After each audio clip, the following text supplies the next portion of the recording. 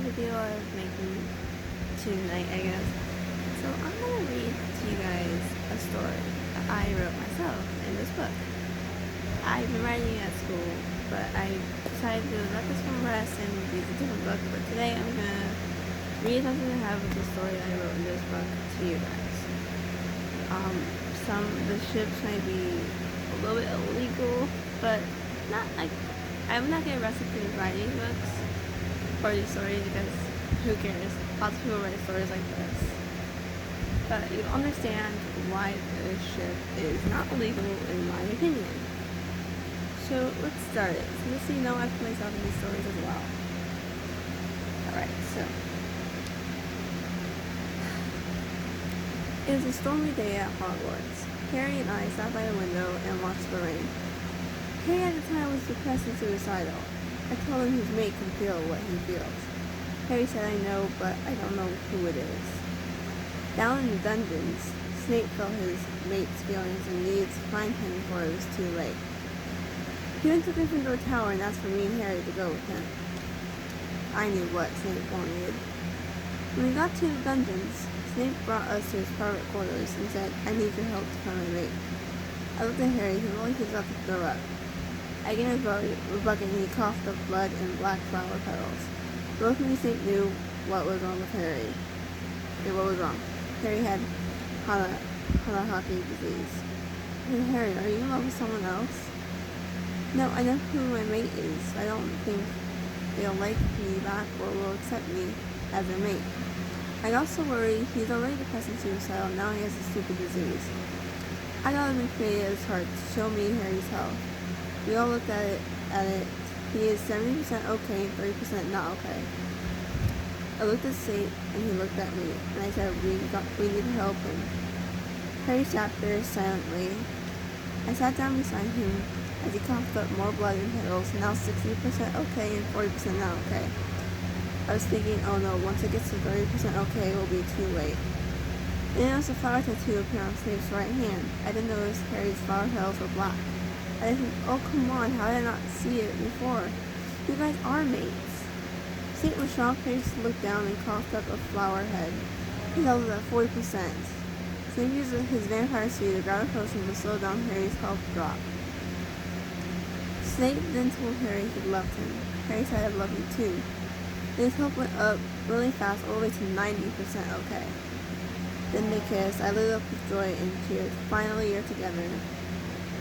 I gotta go see my mate in the room of requirements, also known as ROR. Harry grabbed Snape's rose and pulled him in for another kiss. So passionate, sweet, rough, commanding, and slow. Harry asked for Snape for access into his mouth. Snape gave permission, even though he is the dominant mate. Snape's age is 20, Harry's age is 18. Harry pulled back and smiled. Snape picked him up and took him to the... Okay, I'm not going to read that part. Let's go to me. Meanwhile, in room requirements, me and Tom were talking about how we're going to tell Harry about us, and how I'm going to tell Harry I'm his real cousin, Lily Aston. If me and Tom got married, he would take my last name and be Tom Aston instead of Tom Riddle. I left and saw Ron holding Draco up against the wall, and Hermione and Ginny holding back Draco's velo wings back so he couldn't protect himself. I growled and they all looked at me.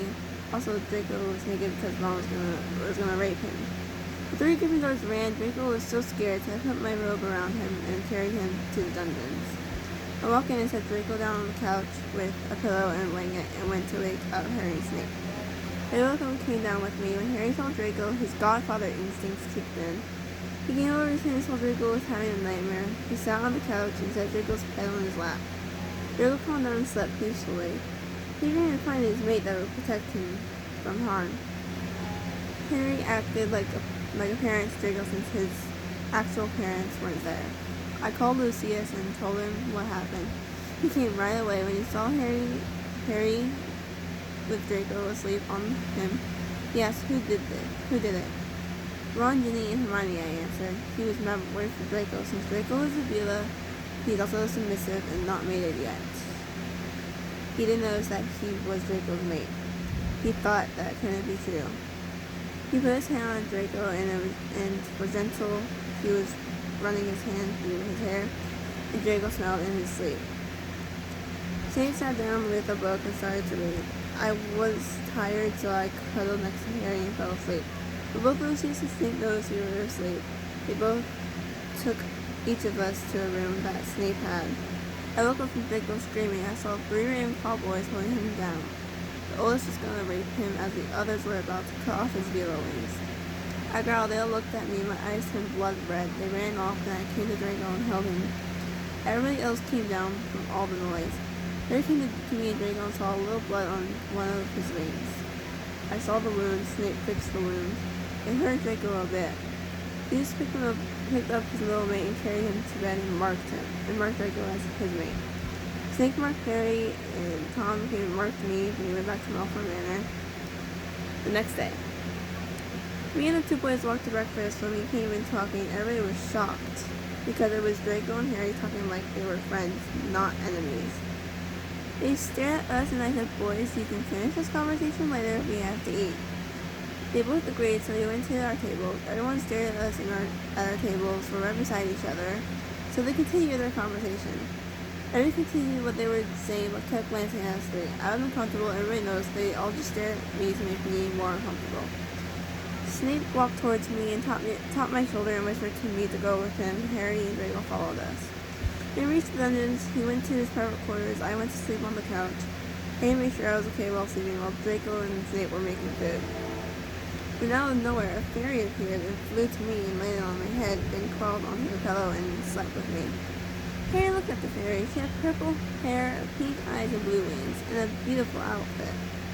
I woke up 2 minutes later, and Harry and Draco were talking while Snape watched. I looked at the fairy and scooped her up, and then I had a little walnut. I made it into a little bed for the fairy.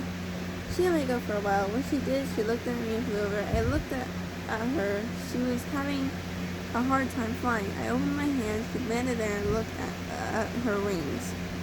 One was a bit broken. I used a cell repairer, and it was repaired. She flew away into the forbidden forest where she belongs. Harry was holding a circus baby doll. He saw I was awake and gave me the doll and continued talking to Draco. I looked at Snape.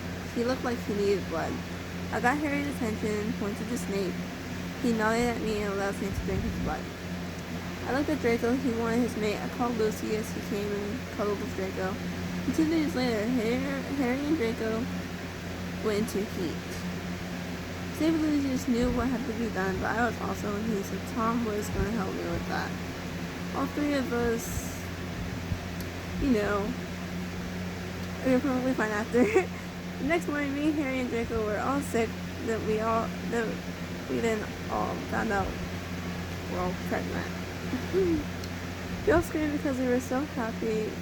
Our mates ran to us after we screamed. They said, "What's going on?" We said in unison, "We're all pregnant." Our mates picked us up and said, "We're going to be parents." Then my father, William Afton, came and said, "I heard my daughter is pregnant." I looked at him and said, "Father, please don't hurt my mate." I repeated, "You didn't know I was going to get pregnant." He said, "Okay, but if he hurts you or your baby, I'll kill him." I just watched this happen as Snape watched his brother William Afton because he was Severus Afton. I smiled after my father left to take care of my siblings. I then got Harry, Draco, and pulled them into my room and put them into girl clothes, since they were submissives. Well, Harry's a little and submissive, while Draco is a Viola and submissive. They didn't fight me. They let me do it. Then after that, I made sure Seth and Lucius saw it. Since Seth is part vampire, his vampire side was going crazy. Lucius was just blushing dark red. I googled and sat on the couch with Tom. He was reading a book. I just laid my head on his shoulder. Ray took Seth to bed, to the bedroom, and something we don't even know.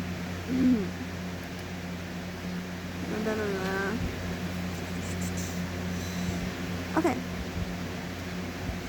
I was still laying my head on Tom while he kept reading when Dumbledore burst into the room.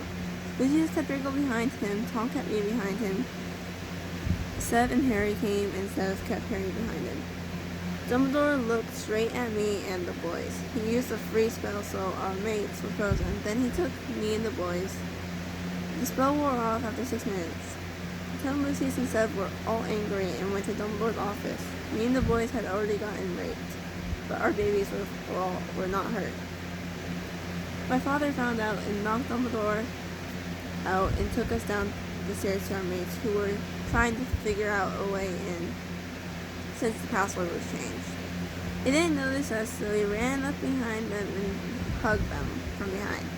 They all were happy to have us back with them. We all went back to the dungeons. My father went back home. I didn't call my Uncle Vincent and told him what happened. He promised to kill Dumbledore for me. I said thank you, Uncle Vincent. If you wonder who Vincent is, he's glitch trapped in my AU. Okay. I hung up the phone and sat on the couch with Tom. I just started watching Sam and Kobe on my phone. While Harry was getting some blood, Rick and Lucius fell asleep on the floor with 2 pillows and one blanket that was big enough for both of them. Skipping to the birth of the babies. Madame Pomfrey, this was just saying, push the babies, come on. They were all pushing, and soon all 3 babies were out. Mine was a girl, Harry's was a girl, Draco's was a girl. I named mine Melody, Harry named his Allie, Draco named his Lana. And my whole family burst into see my baby, and Harry, since me and him are cousins. I told my father that my baby was named Melody. He loved the name because every song needs a melody. I said, Dad. He just smiled and walked. Elizabeth looked at her little niece, even though Elizabeth is 11. Chris Evan CC is 9, and Michael is 21. I'm 18. My oldest brother is the same age as Michael. His name is Terrence. When I was younger, my brother Izuku and Colby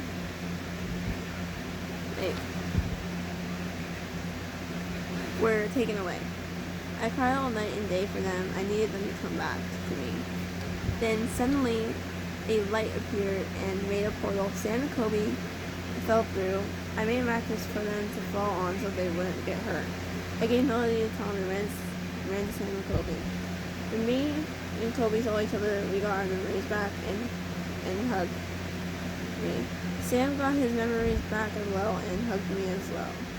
My family, after family, came over and hugged Sam and Kobe. I was the most happy to have them back. It's been too many years. The more portals opened, and more people from my family that were taken away fell through onto mattresses so they didn't hurt themselves. We all hugged. My necklace started to glow, telling me the babies of my family members were coming next. I said everyone's babies are coming. They all fell into their mother's hands. I looked at Kobe's baby. It was a boy named Jay. Dexter's baby was a girl named Izumi. Marinette's baby was a boy named Ace. CL's baby was a girl named Rose. Jack Frost's baby was a girl named Kayla. Barry's babies were a girl and a boy. He named the girl Nora and the boy Henry, even though they aren't his parents. The names are good names. Me and Kobe held our babies, and it turns out we all gave birth to our babies at the same time, at the same day, same time. I made a portal we all went through, and there were a lot of nurseries for all the babies. Harry said that Allie shouldn't go to Hogwarts until Dumbledore is gone. I agreed. All babies that were to not go to Hogwarts if they are a Hogwarts baby, which is Lana and Allie. My baby Melody, I have no idea where to send her. She will have a quirk and need to learn magic. I asked my Uncle Shota what to do. He said send her to Hogwarts when she is 11 and when she is 16. She'll only have 1 more year, right? So then send her to UA during the summer, and I'll teach her how to handle her quirk when she's 16, okay? Okay, I answered, looking happy. I look over to Izuku and look at Izumi. Izuku, I think you should take Izumi to school with you.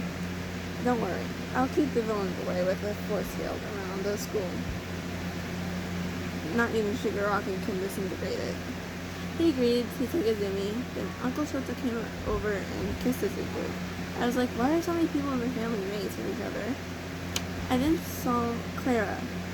She is abusive alcoholic and a gold digger. I said, what are you doing here in my house? She said, I should be allowed here. My husband is here. I said, Dad is not your husband. You're divorced. She then tried to slap me, but Kobe stopped her and said, no hitting my cousin. Okay, I changed it to cousin instead of brother. Sister or something. I looked at him. He told me to go to Sam. I said, okay. I went to Sam. He gave me a chocolate bar, king size, and said it while Kobe just told Clara to leave, but she kept refusing to leave. That's all I have for this one right now. I don't know if I'll be adding to it, but I might. Wow. Almost 16 minutes of this video. Okay, now 16 minutes. I guess I'll see you guys next time on a new video. Hopefully it's not going to be 16 minutes because this is a really long video.